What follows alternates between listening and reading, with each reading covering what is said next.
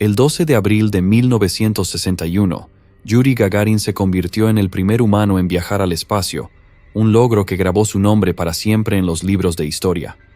Pero antes de su muerte prematura, Yuri hizo una revelación impactante, algo que mantuvo en secreto desde aquel legendario vuelo. ¿Qué podría tener que admitir el primer hombre en llegar al espacio? Mantente atento, porque esta confesión podría cambiar todo lo que pensábamos saber sobre su icónica misión. Sin más rodeos, vamos directo al video. La travesía del Vostok 1. El vuelo espacial pionero de Yuri Gagarin a bordo del Vostok 1 lo convirtió en un ícono global instantáneo, pero con el paso de los años comenzaron a circular rumores sobre una verdad oculta, algo que el héroe soviético había mantenido en secreto desde aquel fatídico día. Poco antes de su trágica muerte, Yuri finalmente rompió su silencio, admitiendo algo que podría alterar la historia de su viaje. Pero, ¿cuál fue su revelación? ¿Y por qué esperó tanto tiempo para hacerla? Para entender este misterio, primero debemos hablar sobre Yuri y todo lo que hizo. El nombre de Yuri está fuertemente asociado con la exploración espacial, pero antes de convertirse en el rostro del éxito soviético en la carrera espacial, llevó una vida humilde con orígenes modestos. Su camino desde un pequeño pueblo en Rusia hasta la cabina de mando del Vostok requirió determinación, habilidad y voluntad de abrir nuevos caminos. Así que vamos a trazar los pasos que lo llevaron hasta las fronteras del cosmos. Vida e historia. Yuri Alexeyevich Gagarin nació el 9 de marzo de 1934 en la pequeña aldea de Klushino, al oeste de Moscú. Creció en una época de gran agitación en la Rusia soviética y su familia, como muchas otras, sufrió la invasión alemana durante la Segunda Guerra Mundial. La familia Gagarin se vio obligada a abandonar su hogar cuando Yuri era solo un niño, pasando años viviendo en una pequeña cabaña de barro después de que su aldea fuera ocupada. A pesar de estos desafíos, los padres de Yuri fomentaron su educación y curiosidad. Su padre, carpintero, y su madre, lechera, le inculcaron el valor del trabajo duro y la perseverancia. Yuri estaba fascinado por las máquinas y cómo funcionaban. Desde muy joven mostró interés por la ciencia y la tecnología, pero solo más tarde, cuando vio un avión aterrizar cerca de su aldea, se encendió una chispa que lo guiaría hacia los cielos. A medida que Yuri crecía, su interés por la aviación floreció. Después de mudarse a una ciudad cercana para acceder a una mejor educación, comenzó a asistir a una escuela técnica local. Allí, su pasión por volar despegó cuando se inscribió en una escuela de aviación patrocinada por el Estado, que permitía a los jóvenes aprender habilidades básicas de pilotaje. Fue en ese momento cuando voló por primera vez en un avión, un momento que dejó una huella imborrable en él. La emoción de volar era embriagadora, y el joven Yuri supo que quería seguir una carrera en la aviación. Su entusiasmo por volar creció cada día y pronto decidió convertirse en piloto. En 1955, después de graduarse en la escuela técnica, fue aceptado en la Escuela de Aviación de Orenburg, donde comenzó su formación formal. La enseñanza rigurosa puso a prueba el conocimiento, la resistencia y la habilidad de Yuri, pero él se desenvolvió muy bien en este entorno. Sus instructores rápidamente notaron su talento natural, describiéndolo como un piloto determinado, disciplinado y hábil, cualidades que le servirían en los años venideros. El camino de Yuri hacia las estrellas continuó a través de su carrera militar. Después de graduarse de la escuela de Orenburg, se convirtió en teniente de la Fuerza Aérea Soviética en 1957, cuando la Guerra Fría alcanzaba nuevos niveles.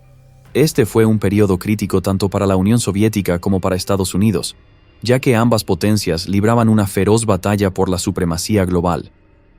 Es hora de que esta nación asuma una posición clara de liderazgo en la conquista espacial que, en muchos sentidos, puede ser la clave de nuestro futuro en la Tierra.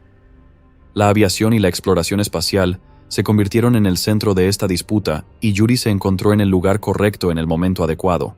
Sirviendo en una base aérea en Murmansk, Yuri pilotaba cazas a reacción MiG, perfeccionando sus habilidades de vuelo en algunas de las condiciones más desafiantes. Volaba sobre el Círculo Polar Ártico, donde adquirió una valiosa experiencia en condiciones climáticas extremas y bajo una presión extrema. Estas cualidades más tarde llamaron la atención de los oficiales soviéticos que buscaban candidatos para una nueva e innovadora misión. La accesibilidad de Yuri, su humildad y su capacidad para mantenerse tranquilo bajo presión lo hicieron destacar aún más.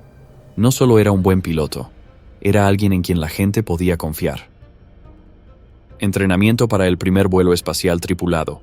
En 1960, mientras la Guerra Fría se intensificaba, la Unión Soviética se preparaba para lograr un hito que no solo pondría a prueba los límites de la resistencia humana, sino que también demostraría el dominio soviético en la carrera espacial.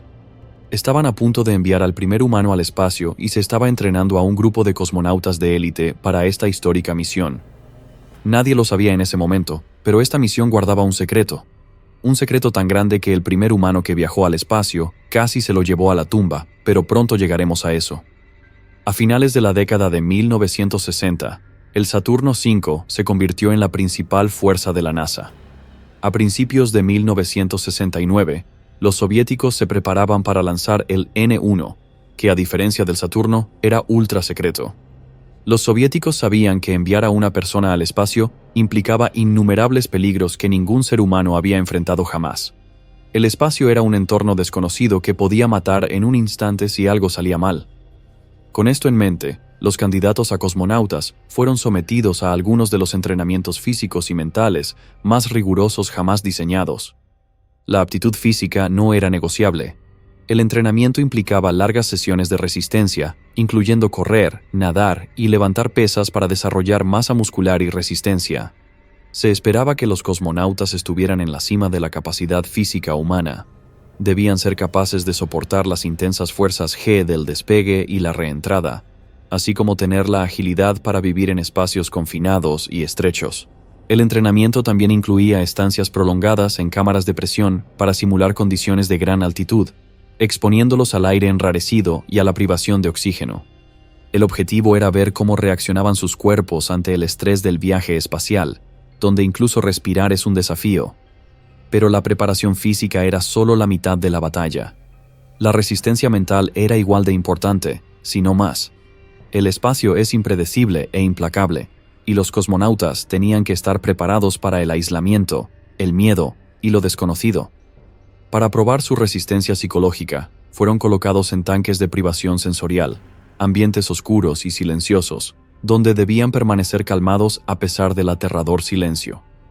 Este entrenamiento los preparó para la desorientadora experiencia del espacio, donde un cosmonauta estaría solo flotando sobre la Tierra sin sentido de dirección o gravedad. Además, fueron llevados al límite psicológico a través de simulaciones de emergencia. Los instructores creaban intencionalmente situaciones estresantes durante el entrenamiento, como fallos de equipo o complicaciones de vida o muerte, para ver cómo reaccionaban los cosmonautas bajo presión. Tenían que mantener la compostura, pensar con claridad y actuar rápido, sin importar lo que se interpusiera en su camino. ¿Y adivina qué? A Yuri le encantaba eso. Su calma, intelecto agudo y agilidad en la toma de decisiones lo diferenciaban de muchos de sus compañeros. Era conocido por mantener la calma incluso en las condiciones más desafiantes, lo que más tarde resultaría ser una ventaja crucial en su carrera. La resistencia física y mental eran esenciales, pero el viaje espacial también requería una comprensión profunda de tecnologías altamente complejas. La nave espacial Vostok fue una hazaña innovadora de la ingeniería, pero no había sido probada en misiones tripuladas. Los cosmonautas necesitaban estar completamente entrenados en la operación de todos los sistemas a bordo, desde los componentes de navegación hasta los de soporte vital. Cualquier mal funcionamiento en el espacio podía ser fatal, y el cosmonauta tenía que saber cómo actuar. El entrenamiento técnico era exhaustivo. El cosmonauta pasaba innumerables horas estudiando cada detalle de los sistemas de control de la nave espacial. Aprendían a operar los controles manuales en caso de que los sistemas automáticos fallaran. La nave espacial estaba equipada con varios instrumentos, todos cruciales para mantener un viaje seguro, y los cosmonautas tuvieron que memorizar lo que hacía cada botón e interruptor. También practicaban la navegación usando solo las estrellas y los instrumentos de a bordo en caso de un fallo del sistema. Yuri y sus compañeros tuvieron que entender cómo funcionaba la nave espacial y por qué funcionaba de la manera en que lo hacía. Este conocimiento técnico profundo era necesario porque, una vez en el espacio, no habría nadie para ayudarlos si algo salía mal. Cualquier problema, por pequeño que fuera, podía marcar la diferencia entre la vida y la muerte. Los cosmonautas fueron entrenados para manejar fallos eléctricos, pérdida de comunicación y mal funcionamiento de los sistemas críticos de la nave. Tenían que ser capaces de hacer reparaciones en el vacío del espacio, y todo esto sin entrar en pánico. Además del entrenamiento técnico, pasaron mucho tiempo en simuladores que recreaban la experiencia del vuelo espacial de la manera más realista posible. Las simulaciones los prepararon para los desafíos específicos que enfrentarían durante el lanzamiento, la órbita y la reentrada. Estas simulaciones fueron diseñadas para imitar las condiciones reales dentro de la nave espacial Vostok, incluyendo las vibraciones, sonidos y fuerzas del lanzamiento. Estas sesiones fueron vitales porque permitieron que los cosmonautas experimentaran de manera controlada el caos del viaje espacial. Aún así, una de las partes más críticas del entrenamiento era aprender los procedimientos de emergencia. Los vuelos espaciales son inherentemente riesgosos, y la posibilidad de que algo salga mal es muy real. Los cosmonautas tenían que estar entrenados para manejar cualquier situación que pudiera surgir. Los ejercicios de emergencia incluían escenarios como la despresurización de la cabina, una falla en la entrada en órbita o un incendio a bordo. Los cosmonautas practicaban cómo reaccionar ante estas situaciones con calma y eficacia, entendiendo que su supervivencia dependía de su capacidad para pensar con claridad en el calor del momento. También había ejercicios específicos para la reentrada, ya que esta era una de las partes más peligrosas de la misión. Un pequeño error en los cálculos podría hacer que la nave espacial se incendiara en la atmósfera o que se desviara completamente de la zona de aterrizaje. Los cosmonautas fueron entrenados para la posibilidad de aterrizar en una zona remota, donde la supervivencia hasta el rescate podría tomar días. Aprendieron a utilizar equipos de supervivencia, incluyendo cómo construir refugios y conseguir alimento en caso de aterrizar en áreas salvajes. Aunque los cosmonautas trabajaban juntos durante el entrenamiento, existía una competencia silenciosa entre ellos. Todos sabían que solo uno sería elegido para ser el primer humano en el espacio, y eso añadía una capa extra de intensidad al proceso ya desafiante. El programa de entrenamiento estaba diseñado no solo para preparar a los cosmonautas, sino también para eliminar a aquellos que no podían soportar la presión. Cada cosmonauta era consciente de que cada ejercicio, cada prueba y cada interacción con sus superiores estaba siendo evaluada. La aptitud física, la resistencia mental, el conocimiento técnico e incluso la personalidad desempeñaban un papel en la determinación de quién sería elegido para el histórico vuelo. El liderazgo soviético, incluido el diseñador jefe Sergei Korolev, quería no solo al mejor piloto, sino también al representante ideal de la Unión Soviética, todo en una sola persona.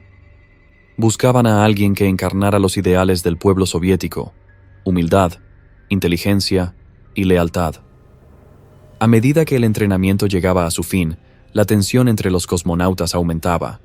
Todos habían pasado por el mismo riguroso proceso, pero solo uno sería seleccionado para dar el primer paso monumental hacia lo desconocido. La misión histórica. Cuando el sol salió la mañana del 12 de abril de 1961 en el cosmódromo de Baikonur, en Kazajistán, una sensación de tensión y expectativa llenó el aire. Después de años de planificación y entrenamiento intenso, Yuri Gagarin y todo el programa espacial soviético estaban a punto de hacer historia. En 1961, en medio de la tensión de la Guerra Fría, Yuri Gagarin emprendió un viaje histórico. A Yuri le informaron unos días antes que había sido seleccionado para la misión, venciendo a sus compañeros, entre ellos German Titov.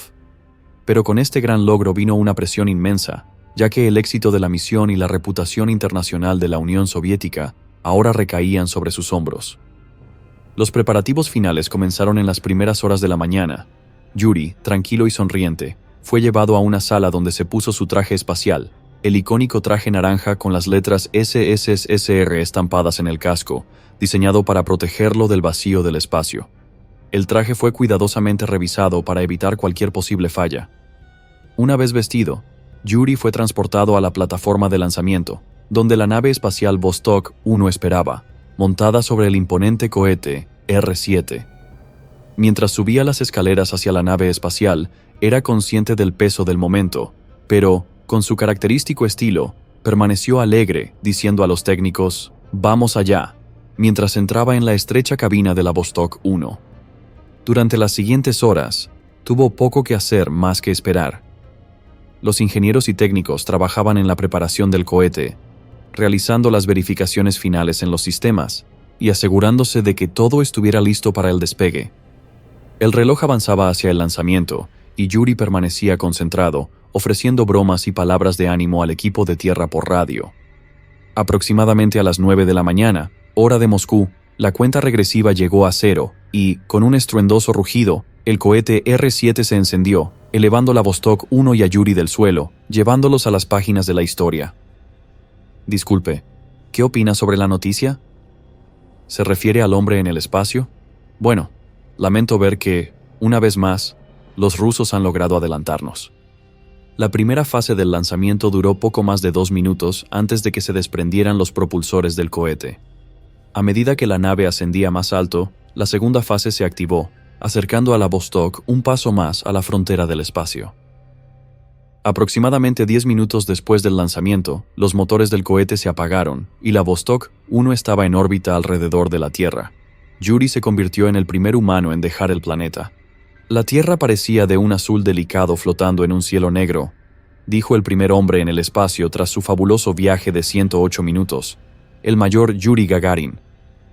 Durante los siguientes 89 minutos, Gagarin orbitó la Tierra, rodeando el globo a más de 27.000 kilómetros por hora y alcanzando una altitud de aproximadamente 326 kilómetros. Pero aunque este fue un momento de triunfo, no estuvo exento de tensión. La nave espacial Vostok era casi totalmente automatizada. Los ingenieros soviéticos temían que el cosmonauta pudiera desorientarse o entrar en pánico al llegar al espacio, por lo que Yuri tenía poco control directo sobre el vuelo. Un sobre sellado, que contenía un código para desbloquear los controles manuales, le fue entregado, pero solo debía usarlo en caso de emergencia. Afortunadamente, ese momento nunca llegó. Durante todo el vuelo, Gagarin permaneció calmado, comunicándose con el control de la misión y observando las impresionantes vistas de la Tierra desde el espacio. En un determinado momento, pasó sobre el Océano Pacífico, luego sobre las Américas y, finalmente, sobre el Atlántico, experimentando la impresionante transición del día a la noche mientras viajaba alrededor del planeta. Observó cuidadosamente su entorno y tomó nota de cómo su cuerpo respondía a la ausencia de peso en el espacio. Flotando en su asiento, experimentó la sensación de gravedad cero por primera vez, una sensación extraña y desconcertante. Yuri informó que se sentía saludable y bien, y quedó maravillado por la forma en que la falta de gravedad afectaba su cuerpo. A pesar de ser el primer humano en el espacio, su atención al detalle y su enfoque profesional nunca vacilaron. Sus comunicaciones con la Tierra fueron claras y precisas, comentando no solo sobre su propia condición, sino también sobre el rendimiento de la nave. Sus descripciones de la Tierra vista desde el espacio cautivaron a los líderes soviéticos y, eventualmente, al mundo entero. Ver la Tierra como una pequeña esfera frágil en la inmensidad del espacio tuvo un impacto profundo en él, un sentimiento que más tarde describiría como algo capaz de cambiar su vida. Después de completar una sola órbita, era el momento de que Yuri regresara a la Tierra. Alrededor de las 10:25 de la mañana, hora de Moscú, se activó la secuencia automática de reentrada.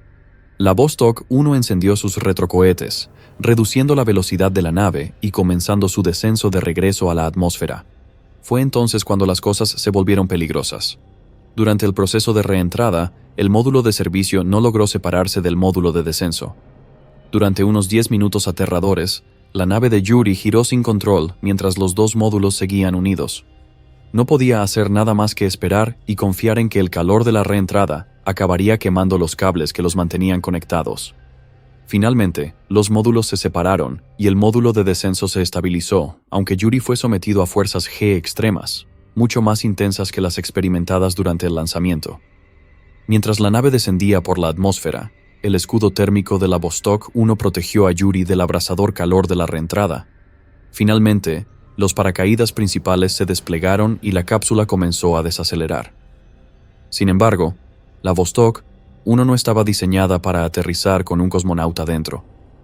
A una altitud de aproximadamente 6 kilómetros, Yuri se eyectó de la nave y descendió el resto del trayecto en paracaídas. Aterrizó a salvo cerca de la aldea de Smelovka, donde una campesina y su hija fueron las primeras en recibir al cosmonauta que regresaba. Vestido con su brillante traje espacial naranja, Yuri sonrió y tranquilizó a los asustados habitantes locales, asegurándoles que no debían temerle.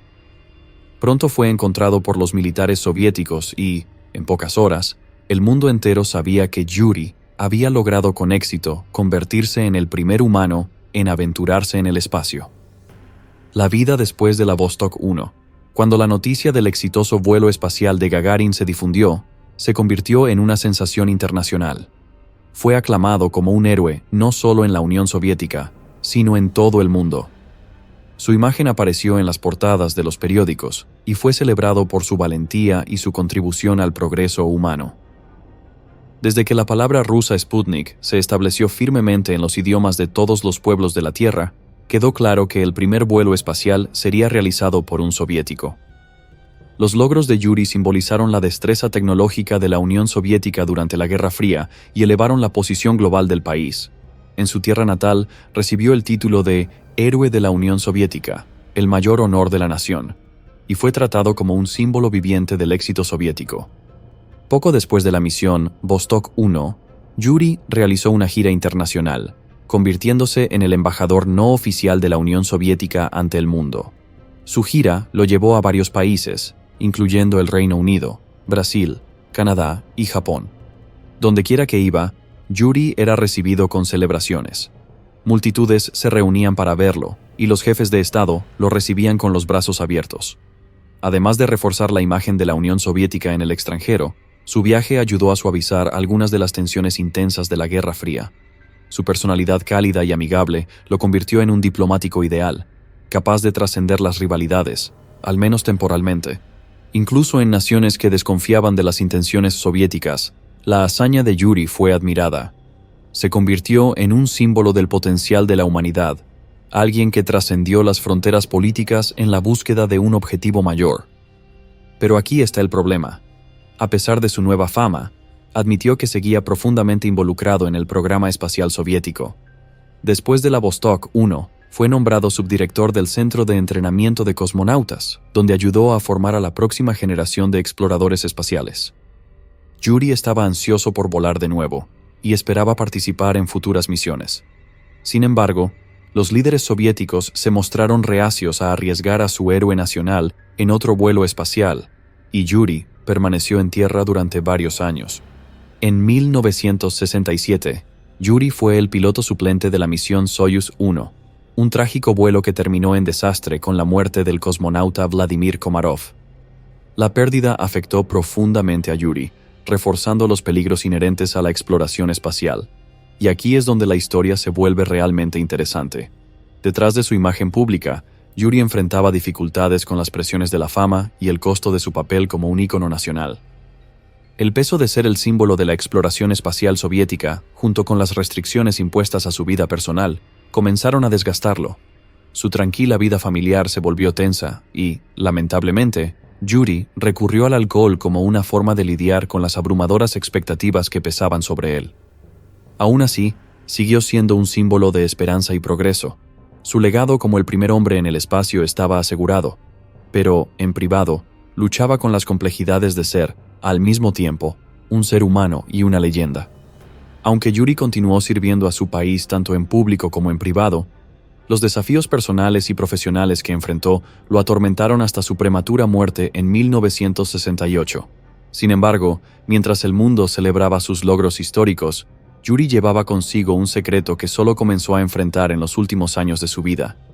El secreto que Yuri llevaba consigo.